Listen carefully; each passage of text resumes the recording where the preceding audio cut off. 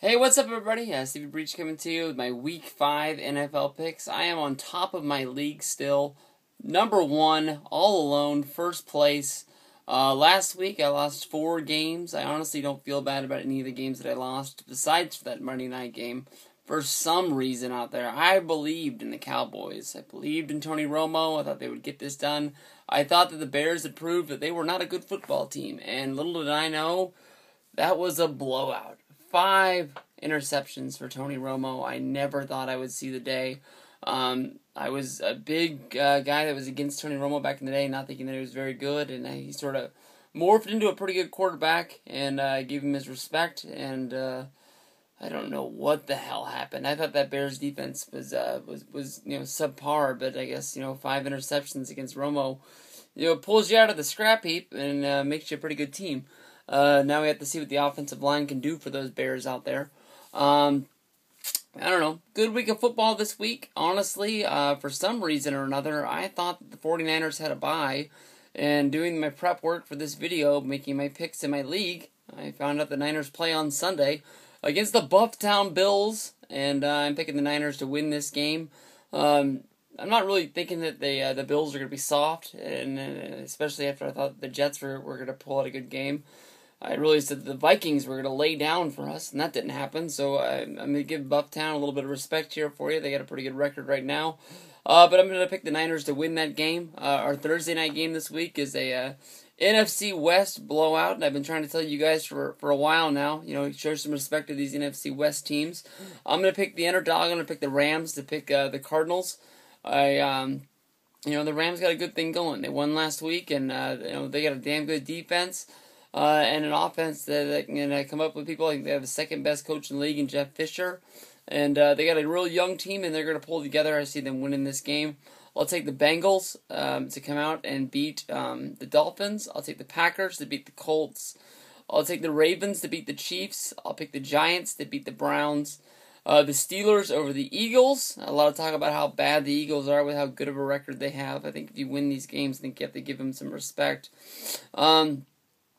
But I just think the Steelers are a tough-nosed team, and I think if you look at my picks over the last 2 years, I think I rarely pick against the Steelers for some reason.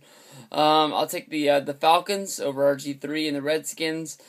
For some reason, I was really surprised when I saw this, and if I was a betting man that really went out and put bets on these games at casinos and stuff like that, for some reason, the Seahawks are not favored over the Panthers. It really surprises me. I know the Seahawks lost last week to a Rams team, but honestly, Seattle's going to kill the Panthers.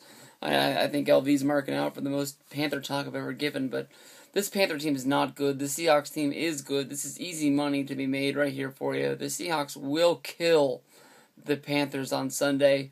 I have no clue what the hell anybody's thinking out there for you, but big time, pick the Seahawks to beat the Panthers. That's my lock of the week.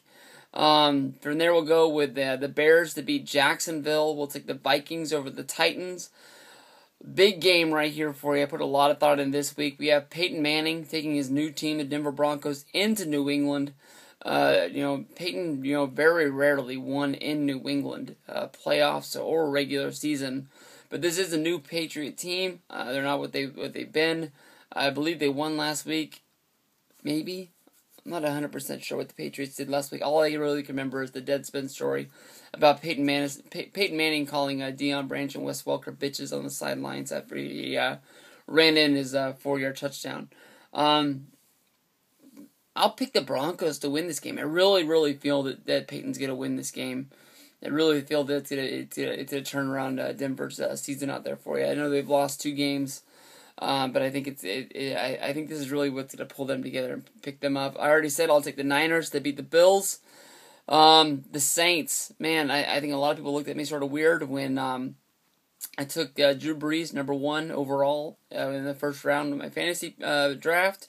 But the Saints are playing exactly the kind of football that I thought they were going to. That they were just going to chuck the ball up, and they were going to win games, and they were going to score 40 to 50 points a game. And basically, I've been right. And the Saints got a shootout. I think they have a game that they're just going to chuck it up like they did last week against those Green Bay. and they're going to do it against the Chargers. I'll pick the Saints to win this one. And then on Monday night, you got your big team this year. I think a lot of people are thinking they're a favorite to go to the Super Bowl. You have the Houston Texans going up against the Jets. I'll take Houston to win that game. I'll take them to win it big.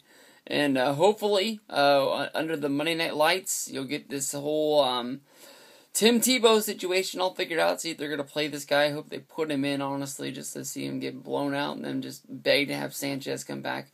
Lots of talk about backup quarterbacks this week out there in the NFL, even with the 49ers. Can't wait to make my 49ers video against Buffalo. Probably might make that tomorrow or the next day. But honestly, none of these teams need to be going to their backup quarterbacks. I think I talked about this in my wrap-up for my 49er, my Jets video.